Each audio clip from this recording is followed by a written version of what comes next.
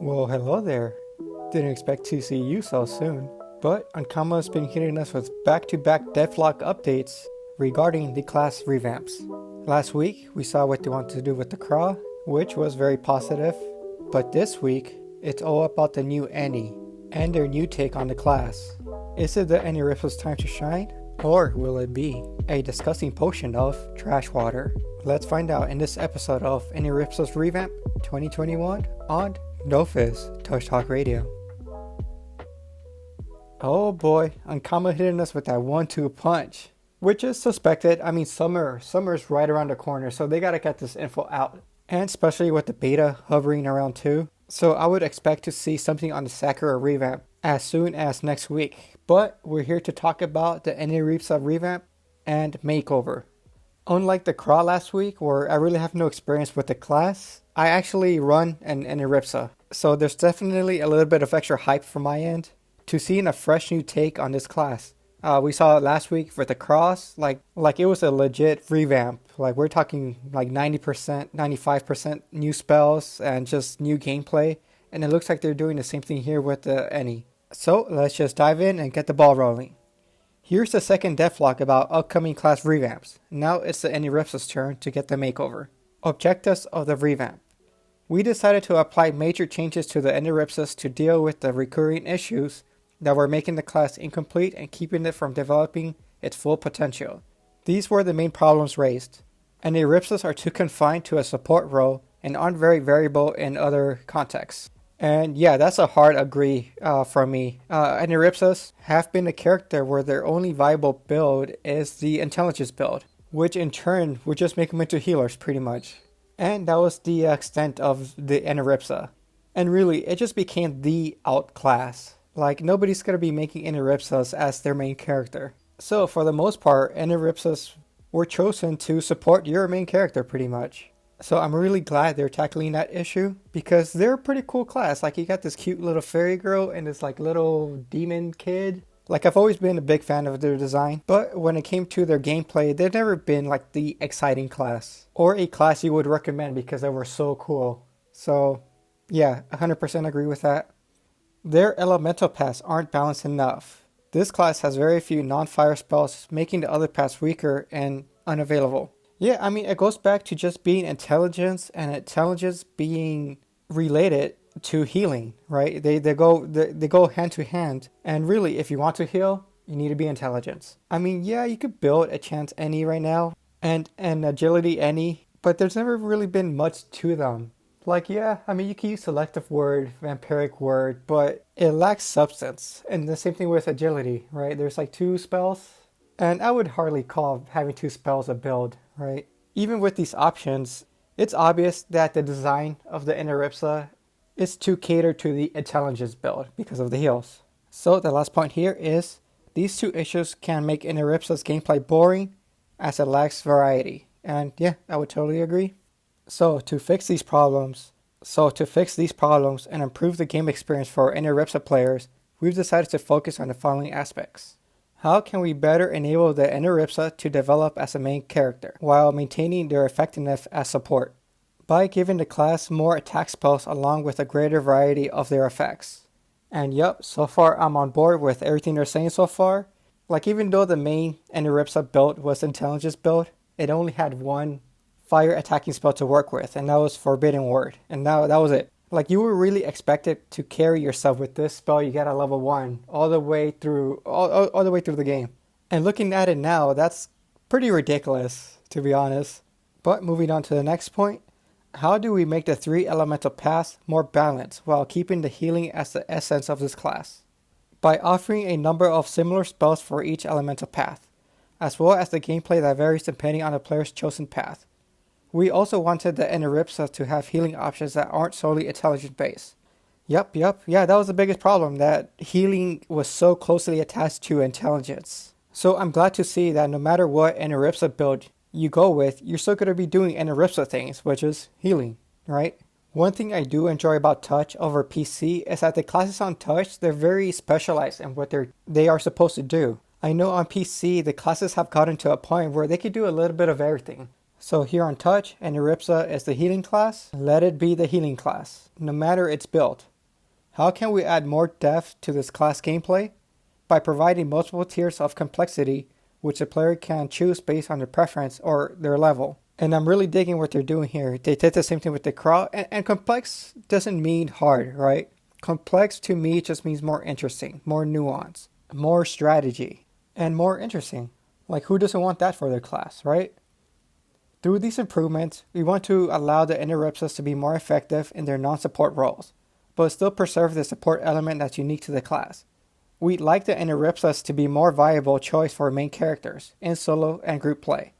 So this is in line with what I mentioned before, that for those people who see the Eniripsa and go like, wow, like I want to play this class, it is now a viable option, just like any other class, right? So what they're saying here is pretty much like, yo, the Eniripsa could hold its own now. So if you pick Eniripsa when you're starting the game, like, you are going to have a smooth experience just like any other class. Oh guys, I'm loving this. With these changes, the Eniripsa class will have 3 distinct elemental paths, each offering a balanced number of spells along with additional utility spells. Alright, and here's the breakdown. The Healer's Fire path, still based on support, with spells that deal damage to enemies, but also heal allies. Okay, so this seems like the familiar traditional Annie path. The Annie that we all know and love will be preserved here with the Fire path. The Arcanist Water path, build on raw damage using powerful spells. This allows the Eniripsa to heal themselves using their attacks to heal steal. Alright, so this looks like it's going to be your damage build. We saw that they were trying to do a little bit of this with the current Eniripsa with having Vampiric Word. And it looks like they really reinforced this concept. That instead of the Eniripsa healing others, the water path will be about supporting yourself. And finally, the Alchemist air path. Based on more indirect damage, including Flask summons, the Eniripsa can heal themselves and their allies using summons and by distributing damage inflicted over certain areas. I love this. This is so cool. Like in the key art, you always see the Eniripsas with like a belt of like tubes and flasks and potions, and them always being closely related to alchemists, chemists. So I'm so happy to see that element of their design be implemented in their gameplay. Eniripsas will also have access to a new feature, marks. These are the states they'll be able to apply to targets, except for summons, using some of their attacks, which will have a unique effect on being triggered. Alright, so what's being triggered? What's this mark thing? If the target is an enemy, it receives a cursed mark. This mark will be triggered the next time the target takes damage from an ally of the Eniripsa. Depending on the element of the damage received, the mark will have different effects. Oh, okay, that's interesting. Let's keep reading. Fire damage received, the target takes a power penalty for 1 turn. Oh wow, that's really neat. So you mark a target, and if you or your allies hit that target with a fire spell, it's going to receive a power penalty. Water damage received, the target receives extra water damage. Air damage received, pushes units adjacent to the target 2 cells back. And finally, earth damage received, reduces the duration of effects on a target by 1 turn. An allied target will receive the blessed mark. This mark will be triggered on the next heals received, and its effects will be to increase the amount of healing done. Okay, so let's break this down a little bit. So there's 2 types of marks. There's the cursed mark and the blessed mark. Blessed marks are pretty straightforward. If you bless somebody, which is kind of funny if you think about it. Like, just imagine being in a fight and being like, yo, bless me, dude. Like, no problem. Here's the word of the Holy Spirit coming at you. So that's going to make heals more effective pretty much. So you want to be blessing your team. That's just too funny. Like, may the Lord protect y'all. But curse marks, there is going to be a lot of synergy with this. Like, this could be crazy good. And it really falls in line with just being a support character, right? So a simple situation would be, you would set up a curse on an enemy, and then your buddy could follow up on it, like with the water curse, right? You set him up with the curse. Next turn, comes in with his coin and his shovels. Like, that could translate to a lot of damage. The air curse is about the positioning, the fire is about the debuff, and the earth is about the unbewitchment. A lot of utility and just being about a team player, which is the heart of the Eniripsa, right? Taking care of others. When a mark is applied, it remains on the target for 2 turns. During this time, it can be triggered by any of the Eniripsa's allies. Once a mark is triggered, it is removed from the target. Yeah, so this sounds really cool on paper and really can't wait to see it in action. Also, another thing too about these marks and this curse and being blessed, it really plays into the fact that the Eniripsa, even though I would describe it as the white mage of Dofus, right, the healing class, they are more like witches, right, with their incantations and their potions. So this stuff is like totally in flavor and totally in line with their design. Also, another note too, none of this stuff is on the PC side of things. The marks, that's completely new to Dofus Touch. The summon flasks are new to Dofus Touch. Like the PC Eniripsa is very close to the Dofus Touch Eniripsa, but it's just more viable in the other elemental paths. So in reality, the Eniripsa became a lot more farther apart than what it was already. So for those of you who are out there complaining that, oh, you're just making it like the PC Eniripsa, like no, like this is way different. Even on PC, they still have like Word of Youth, Preventing Word, Paralyzing Word, Word of Silence. It was very similar to what we had on Touch. And from what we have seen so far, the OSA, completely different from PC. The Craw, completely different again. And the Any, completely different. So expect to see that with the Sacrier. And since we're talking about spells, that's a good segue to go down the elemental paths by spells. So on the fire path, you're now going to have Heartwarming Word at level 1, Revitalizing Word at level 6, Sparkling Word at level 13, Piercing Word at level 31, and Unsettling Word at level 90. So right off the bat, you're getting 4 new spells. The water path is going to consist of Striking Word at level 1, Jarring Word at level 9, Overwhelming Word at level 26, Vampiric Word at level 42, and Exhausting Word at level 60. Again, 4 new spells and 1 old one. And the last path, the air path, you got Resonating Word at level 3, Mocking Word at level 17, Summoning of Toxic Flask at level 36, Draining Word at level 54, Summoning of Remedy Flask at level 70. And once again, 4 new spells and 1 old one with Draining Word. The utility spells consist of Frightening Word at level 1, Stimulating Word at level 21, Coney Summon at level 48, Word of Altruism at level 80, Word of Recovery at level 100, Summoning of Doppel at level 200, and the special spell is going to be Regenerating Word. So all these sound familiar, but we will have to see how much they change them once we go down to the spell details. They have a little section here called Good to Know. The AP cost and range of some existing spells may have changed. Each elemental path has at least 1 spell used to apply marks, 1 spell whose effects are enhanced or different depending on whether the target is marked, 1 spell used to change the Coney state. See the description of the Coney summon spell. Alright, we'll get to that. The player can only stack 1 mark of each type, blessed and cursed, but there is no limit to the number of marks on the battlefield. Okay, so no matter how you're going to play your Eniripsa, marks is going to be an essential part of your gameplay. Similar with the Craw and its beacon, it's going to be the Eniripsa and its marks. Okay, so now we're going to go through the individual spells. We'll start off with Heartwarming Word at level 1. Inflicts fire damage if the target is an enemy. Heals if the target is an ally. Applies the fire Coney state to the Coney. Alright, I'm right off the bat, I'm digging this too. So instead of having a spell to hit stuff with and a dedicated spell to heal stuff with, the spell is pretty much a 2-for-1 deal. So when you target an enemy, it's pretty much going to be Forbidden Word, but if you target an ally with the same spell, it's going to turn into Healing Word. And we'll talk about more about the states of the little bunny summon when we get to it.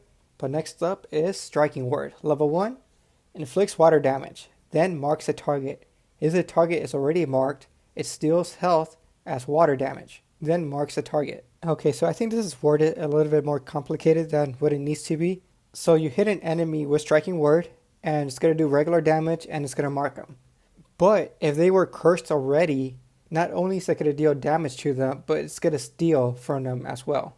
And we saw earlier that somebody cursed with water, the water spells are going to deal more damage to it. So there's that little incentive of having something cursed. Next up is Frightening Word at level 1. Pushes the target 1 cell back. Okay, so that sounds very similar to what we have now. So there's very little to say on it. Next up is Resonating Word at level 3.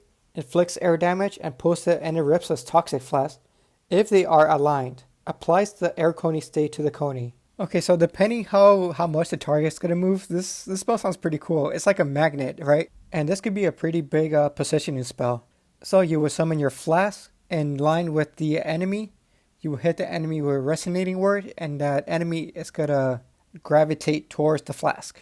That could be used to keep something away, maybe something close. We'll see. Revitalizing word at level 6. Heals allies in an area of effect and reduces damage received for those at max health. Okay, so that's pretty cool. So it more or less works like the revitalizing word we have now, but it gets this little bonus that when you're healing in AoE, those who are at max health are going to get like a little prevention word effect. Yeah, that sounds cool and neat. Next up is Jarring Word at level 9. Inflicts water damage and repels a targeted enemy. If the enemy receives pushback damage, it loses NP. If it receives pushback damage and has a curse marked, the Eniripsa steals its NP instead.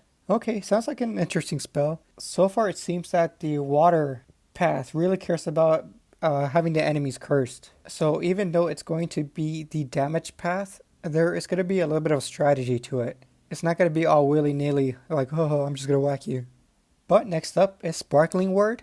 Inflicts fire damage on a targeted enemy and increases healing received by allies on adjacent cells. This sounds like another cool fire spell. It's going to deal damage and you're going to get healing out of it. It sounds very similar to the Agility Wounding Word we have now, but in fire, so it's going to be a lot more effective. Mocking Word at level 17. Inflicts air damage on a targeted enemy at the end of its turn for each NP it uses turn.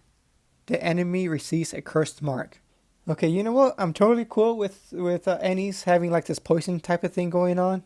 Again, they are like chemists and alchemists, and it is a little bit weird that they're punishing people for moving. That doesn't sound very Ennish, but there it is. Next word is a Stimulating Word. Level 21. Gives 2 AP to the targeted ally and the caster for 3 turns. Places a blessed mark on them.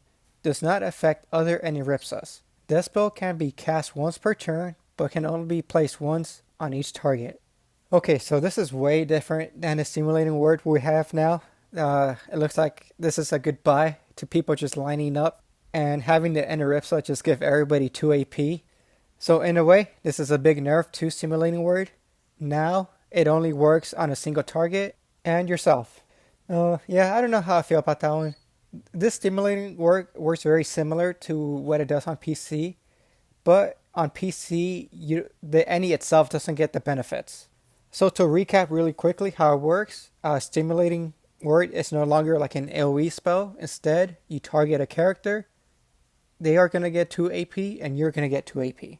So that particular spell definitely comes across as a nerf, especially since Annie's supposed to be, the support character and supposed to be helping everybody. But I do suppose that giving a lot of characters 2 AP is a little OP, but I don't know who was complaining about that. But also, it kind of makes sense in the context of classes. A Stimulating Word has always been a better version of the Seller's Devotion, which, the Seller being the class of AP manipulation should definitely be the one that shines in this aspect. So I see where they're coming from, but at the end, it's definitely a nerf. Next up is Overwhelming Word, level 26. Inflicts water damage on enemies and marks targets in an area of effect. Applies the water coney state to the coney. Oh well, look at this. An AoE attack for the water element. It sounds like a cool spell and looks like you don't have to worry too much about actively marking targets. The spells are going to do it for you. So that's cool. Piercing Word at level 31.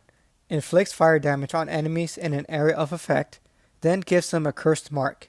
Heals affected allies and then gives them a blessed mark. Oh, another AoE spell for the Annie. Who would have thought that? It seems very similar to the Overwhelming Word from the water path, but in fire. And it's going to have that dual mode where if you're hitting enemies, it's going to do damage. If you're doing it on allies, it's going to heal them. Yeah, I'm down with the Piercing Word. Next up, alright, we get to our first summon here. Summoning of Toxic Flask at level 36. Summons a flask that inflicts airtight poison damage on nearby enemies, infecting them. When the flask is destroyed, It deals air damage to infected enemies and places a toxic glyph. You know what, I like how they're doing like the air element. It's like the poison element.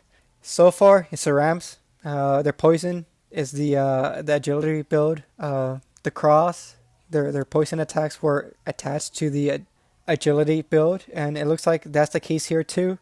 And going back to what I said about Ennies having poison type of attacks, it makes total sense. You know, these guys are chemists. They are brewing herbs and chemicals, and you know, it's not far fetched for them to have poisons in their vials. So it's cool, and that gives all three elemental paths a little bit of AOE. You know, like I'm so excited to see other stuff in action, see the animations, and this is hype, especially for a class where, you know, hype wouldn't necessarily be the word you would use to describe it. But let's move on. Vampiric Ward at level 42 steals health as water damage. Okay, it looks like it's very similar to what we have now. So now we finally get to the Coney summon at level 48. Summons a Coney with the Fire Coney state. Certain attacks cast by the Eniripsa on the Coney will change the state. The three Coney effects are as follows. Fire Coney state heals the targeted ally. Water Coney state increases the target's power for 1 turn. Air Coney state gives 1 MP to the targeted ally for 1 turn. Okay, so this is interesting. So the Fire Coney is going to pretty much do what it does now. It's got to run around and heal. The Water Coney, it's going to give people power. I'm just picturing like a buffed up bunny handing out power.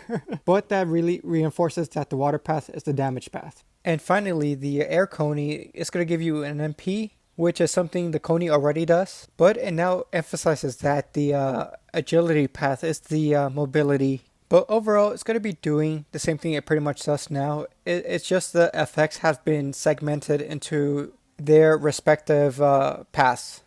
Next up is Draining Word. At level 54, inflicts air damage on the targeted enemy and distributes some of the lost HP among all allies with the blessed mark. Okay, so this was an old spell. It used to be a spell that used to hit for agility, for air, and it would AP drain. And now that I'm saying that, it looks like they are removing a lot of these AP reduction spells from classes. We saw that with the new crowd, they remove its ability to drain AP. Which again, it makes sense. Like, leave the AP stuff to the settler. Like, that's their thing. But going back to this new Draining Word, it seems that they really want to push indirect heals with the agility build of the Eniripsa. And we are seeing an example of that here. So as an agility Eniripsa, you know, you want to bless your team. So that when you hit enemies with Draining Word, it's going to heal them all regardless of AoE and their location.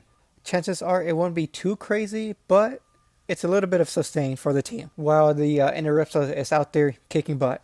Cool spell, thumbs up for me. Next word is Exhausting Word, level 60.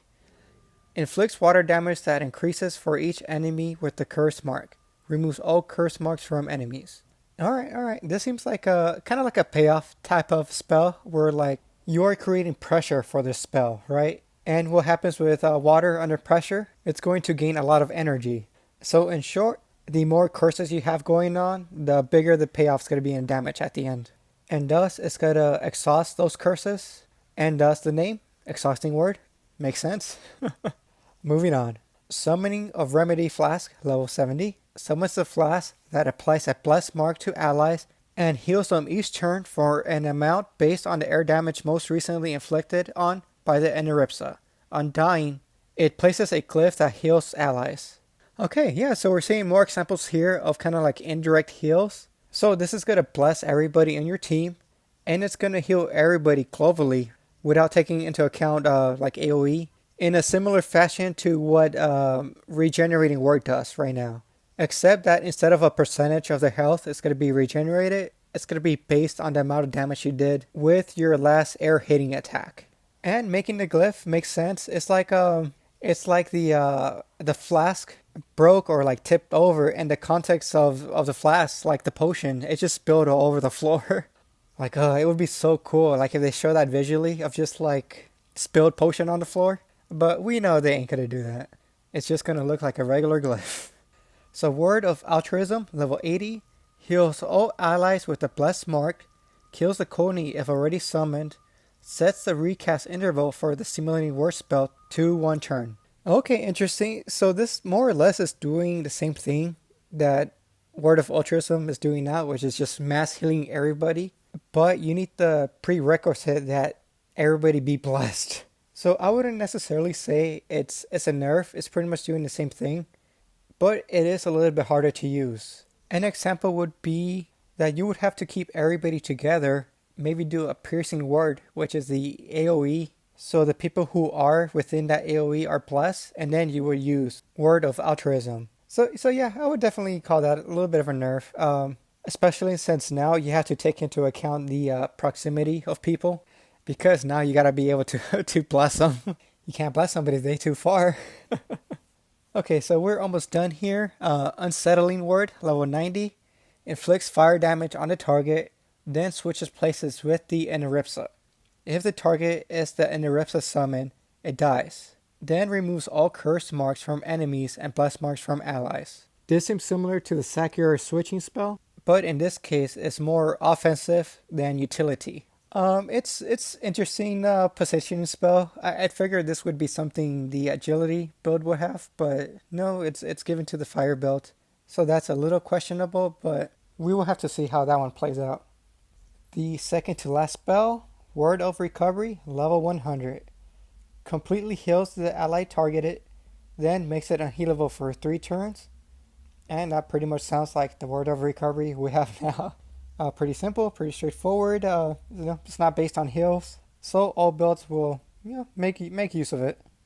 But finally, the last spell, and that is Regenerating Word. And this would also be the spell you get at the Doppel Temples. Reduces the duration of effects cast on the casters or an ally. The target is then healed at the start of its turn for 2 turns. Oh, alright. So it looks like they got, this just hit me that they got rid of Word of Youth, which is a pretty useful spell. So they pretty much took Word of Youth, Word of Regeneration, and stuck them together. On paper, it seems like a win-win. Hopefully they don't nerf the amount the effect is reduced by. Right now it's currently at -4 turns, which pretty much gets rid of everything that's on you. Which made it into a very useful spell. I know on my NE, I think I have it at level 5 or 6. And also no more Molotov either, which was the previous NE Temple spell, which will give you a boost in damages and power, but it would lock you out of healing for like 2 or 3 turns. Which, after going through the spells, it makes sense to get rid of it. The whole point of that spell was to compensate the lack of damage the NE had. But I mean, the Int NE is going from having 1 attacking spell to having 5. And pretty much all the 3 paths are doing damage. So yeah, I can see how it doesn't need that boost. And finally, like the same thing they did with the cross, they talk about the soft caps, and the NE's pretty much getting just a regular smooth caps. 1 to 100, 2 to 200, 3 to 300, and so on. And that when the new NE comes out, the stats and spell points will be reset, and the class set will be adjusted accordingly. The last final bit here. We hope these changes will meet your expectations, and we'll see you in the coming weeks for the real in-game testing. In the meantime, feel free to share your thoughts in the comment section. Okay, so that wraps up their Devblog on the NE. And it's a lot. It's a lot. Like the craw, the NE is being flipped on its head. So, what do I think? I think these changes are awesome. They give the class complexity. They give the class variety. But I think the most important thing here is they give the class hype. Like they are going to be a force to be reckoned with. And hopefully this really changes the view that a lot of people have, where like the NE is kind of like that useless class that it's just an out, it's just for healing. And on top of this just being, just a big overhaul of the class, overall, it's a huge buff for the class. And it's good to see the little guy, get some attention, get some love, and just overall bring it up to par with the other classes.